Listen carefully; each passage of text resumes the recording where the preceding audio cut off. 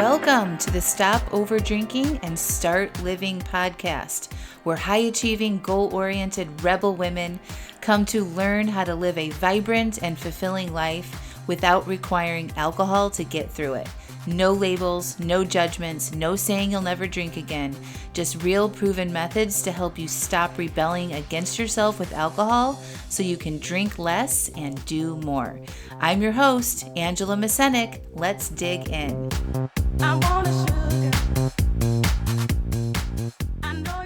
Welcome to episode 282, How to Protect Yourself from Over Drinking in the Future. Well, hello. Welcome back to the podcast. It's June. I can't believe it. How did this year just fly by? My kids are even like, where is the time going? I just attended my 8th graders dual language graduation. So my kids all attended a Spanish dual language programs ever since preschool. And for my oldest to graduate 8 years, they're calling it, but really it was 10 because it started in preschool, is a big accomplishment. And I'm super proud of them. And hopefully they're inspired to keep going. I know they're still taking Spanish classes in high school, but keep exploring all the benefits of speaking 2 languages. It's so cool. But they recognize that time is flying by. Like next year, my oldest is going to be having a driver's license, and it's just like, stop it. Stop it.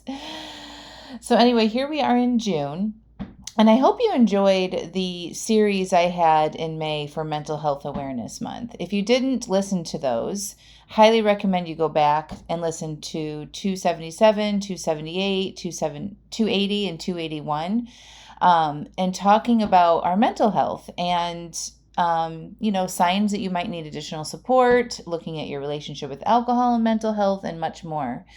I think it's really important to think about. And obviously, we need to be paying attention to our mental health anytime. And May is just, sort of a time of the year to highlight these things more pointedly. But what I help people is with their mental health. A lot of times people overdrink because of them wanting to escape certain feelings or to numb their life circumstances, which is all related to mental health, right?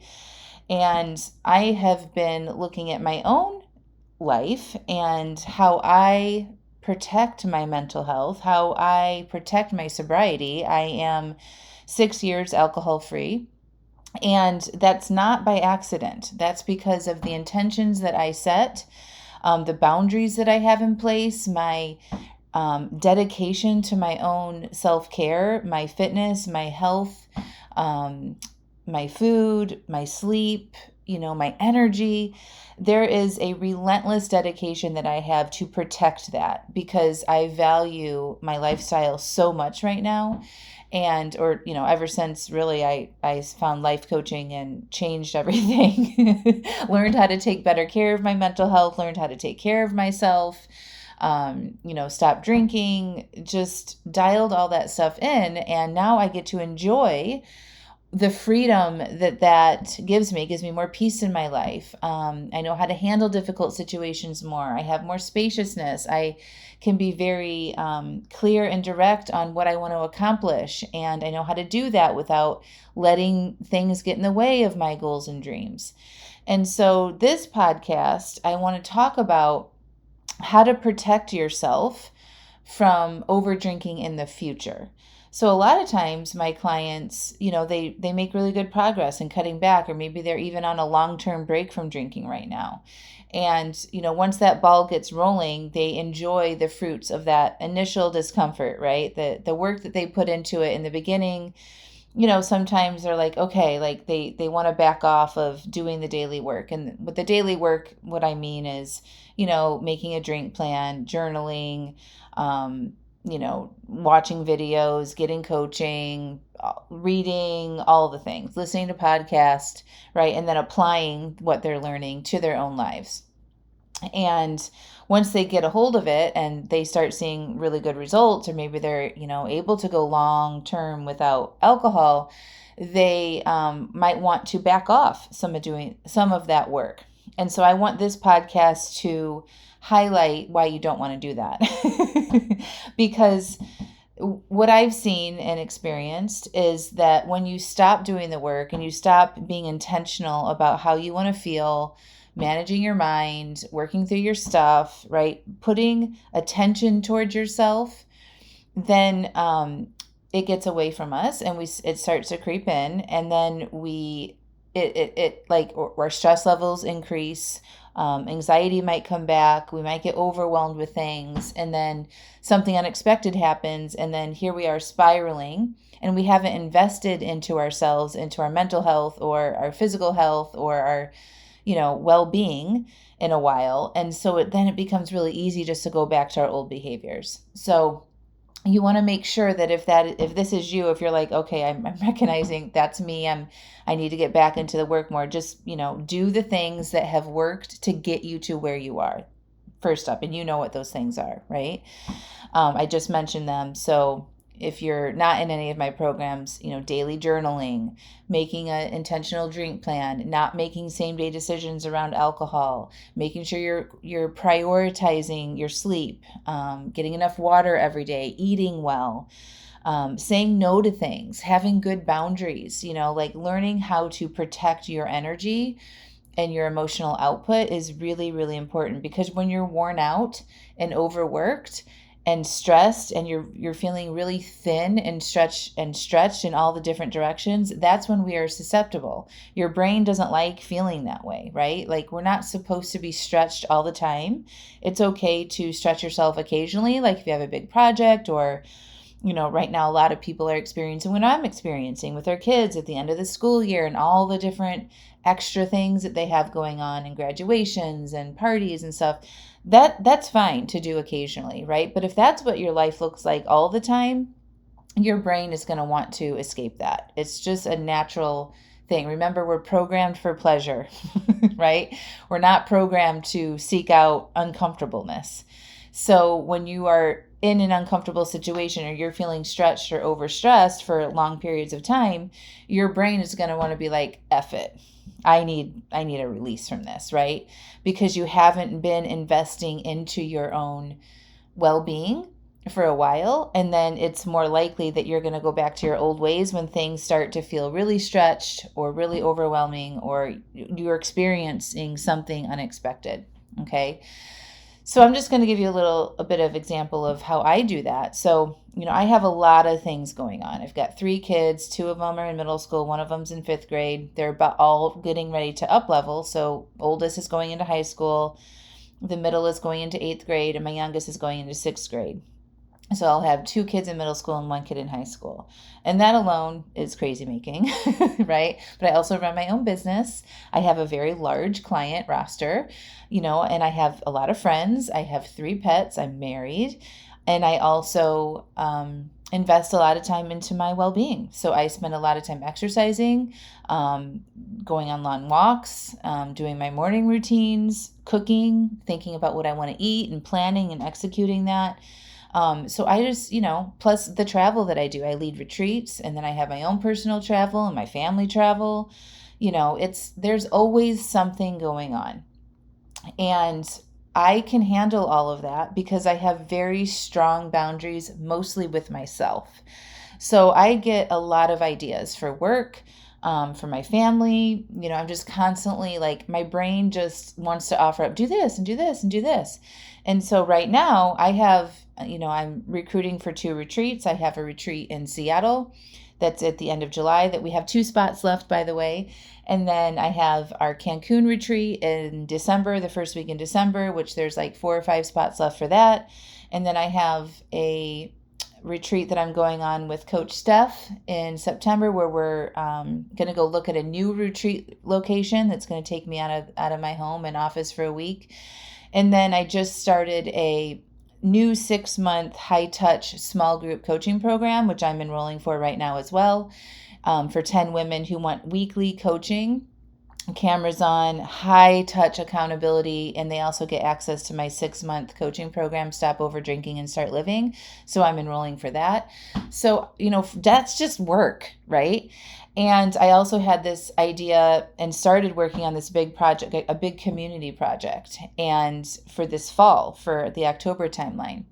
And as the past couple of weeks, I've just been feeling very stretched and stressed. And I have to, and I ended up taking a couple days off work because that's what I need to do when I feel that way. And that's what I encourage you guys to do is like recognize when you're feeling that way and say, okay, what can I do right now to sort of slow things down, pump the brakes, give myself some spaciousness, unplug for a little bit and reset and think things through.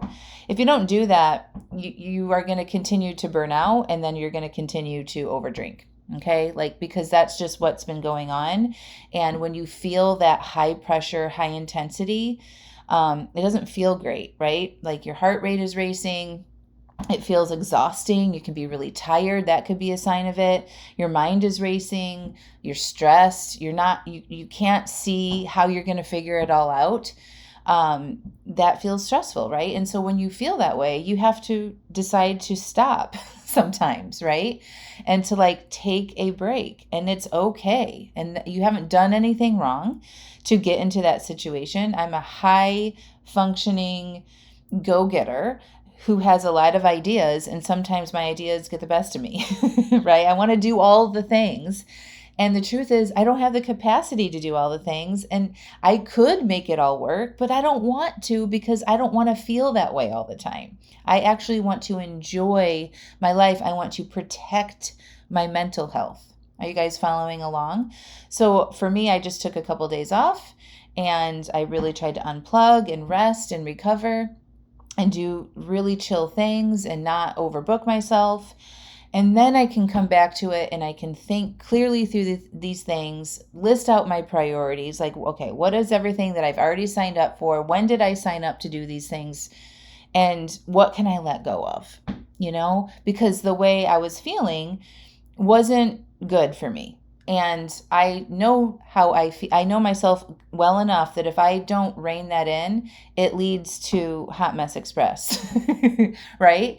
And so the point of me telling you this is you need to learn how to recognize when you are on a fast-moving train to stress land, right? And if you want to stop over drinking, you have to reduce your stress. You just have to. And you have to say no to things that aren't going to contribute to your overall health and well-being. And to protect the growth that you've had in reducing how much you're drinking, or if you're on a break from alcohol, you need to say no to things a lot, right? So I didn't have to decide. I did some work, on my own and some self-coaching and really looked at these things with a clear head, not from stress. I gave myself a couple days off. I got to a more neutral place because I don't make decisions when I'm stressed out, because I know that that's just a quick hit that my brain is looking for to feel better right away. But I know how to take care of myself. And when I get to feeling better, then I can evaluate these types of decisions from a clear mind, right? And a true sense of what is good for me and what is not. And I came to the conclusion that I needed to let go of something, or I wanted to let go of something. And that I could do it all, but I don't want to because that's not good for me. And that might mean making less money. That might mean disappointing people. And I have to be okay with that to protect my own well-being. I prioritize my well-being because this is my life, right? And we have to do that in order to protect yourself from over drinking in the future. So say I wasn't who I am, right? Say I am fresh, just into doing this work of stopping over drinking. Maybe I'm 3, 4, 5, 6 months in, and I'm starting to feel the stress load, and I have got a lot of things going on. And if I don't rein that in right now, my likelihood of drinking a month from now is very, very high, because the load on yourself, on your mental capacity, emotionally, and your stress is too much for you at that point to be able to handle it. And so it's so easy for your brain to be like, you know what, fuck it, go back, go get a glass of wine, you deserve it. And then you might just have one or two, and then it starts creeping back in, and here we are back to square one. And so I want to help you protect yourself from over drinking in the future by looking at how you're feeling right now. If you're feeling stressed or taxed, or like you're really thin and you have a lot of things going on, try to take some time off if you can. Take a mental health day, take a personal day if you're working for somebody else. If you're not, cancel your calendar for the day, cancel your appointments if you can, or plan to do that in the next 24 hours or so, and take a day to rest and recharge, and to take really good care of yourself, eat really good food, get yourself set up for success, and then process some of that, and then come back to seeing, okay, where can I make some adjustments to, right this ship? Because if I keep going the way I'm going now, I'm going to end up back where I was, and that is not good for me. So you want to protect where you have gotten like it's your number one job. And I promise you, when you do that, nobody else around you is going to suffer. They might feel disappointed in you canceling things, or you undoing the commitment that you made. And that's okay. Other people are allowed to have negative feelings, just like you're allowed to have negative feelings. It's normal. You can't control how other people feel, okay? But you can control how you feel, and you can control your stress level and your overwhelm by making solid boundaries for yourself and recognizing when you have taken on too much. And that takes some maturity, right? And okay, I got real excited. For me, it's like I got real excited about some things, and I got down the path of really exploring this. But when I zoom out and I look at my load and what that's going to cost me emotionally, and the stress level that's going to require, I don't want to. Not right now. And that's what I'm telling myself. It's like, it's just not, the timing isn't right for this one thing. And I haven't lost much by deciding to postpone it. So that's what I'm advising you all to do. Don't do it when you're super stressed, okay? Don't decide to change or cancel things when you're feeling super stressed. What I'm trying to tell you here is to take a break now, get yourself recharged, and then prioritize yourself, okay? And if you want more details on how to do that, you should check out episode 273, How to Prioritize Yourself. I will link that up in the podcast. But you have to prioritize yourself every day, every day. Even if you have a jam-packed schedule, get out there, exercise, drink your water, plan your food. You deserve that time that it takes to do that. Don't push your health goals off, your mental health off, because you're super busy. That's the time you want to buckle down on it so that you can have the energy to do all the things that you want to do. Okay? I hope this podcast helps. Protect what you have achieved, my friends. Protect it like it's your job. You know how good you feel, okay? And there's a reason why you feel this way. And you need to keep doing the work that you did to get you here. I can't stress that enough. And if you feel like you're being stretched too thin and that is slipping away, do whatever you can to get it back. All right? Otherwise, we'll be talking about an overdrink. All right, my friends, have a beautiful weekend, and we'll talk to you next week. I want you to check out AngelaMascenik.com/AliveAF. You know what it's like to have a desire to cut back on your drinking, right? You start to read books, listen to podcasts, try things, but you might not be able to yet put all the pieces and suggestions together in a way that actually makes sense and works for you. You might struggle with beating yourself up after an overdrink. You might get frustrated with yourself when you take 2 steps forward and then another 2 steps back, and get overwhelmed with what's right and wrong about your relationship with alcohol. Your friends tell you that you should be able to have just one drink, and it isn't a big deal. You might be white-knuckling through urges and resisting instead of peacefully processing them. And you might struggle with your identity as someone who has enjoyed having a lot of wine or alcohol in your life. It's around you all the time. It's what you do and who you are. Well, after 5 years of successfully coaching hundreds of women through these struggles, I have created the Alive AF membership, where women like you can learn the basics on what it takes to cut back and reach your goals with alcohol, whether it is to just drink less or totally quit. And when you join, you will get the exact framework I used to change my own relationship with alcohol and still use today, that has led me to be alcohol-free for over 5 years. You're going to get access to my resources, videos, and worksheets that have been proven to change and reduce how much you drink. Every day you can ask questions, share your obstacles, and get coaching and direct support on the challenges you will face with love and no judgment. Also, you will get immediate access to workshops like uncovering your alcohol identity and changing it, how to say no to things that don't support your new identity or life or goals, aka boundaries, a workshop called Creating Emotional Agency, and another one, how to manage your mind to succeed at your goals, and more. Every month we have a brand new workshop. These workshops are filled with step-by-step prompts and instruction to help you create the exact relationship with alcohol that is best for you. My mission and vision for Alive AF is to be a hub of support and resources for women to come and learn how to do what is best for them and becoming more alive in the process. When you join, you're going to learn how to take care of yourself better, how to feel good and become more alive and go after the life that you really want.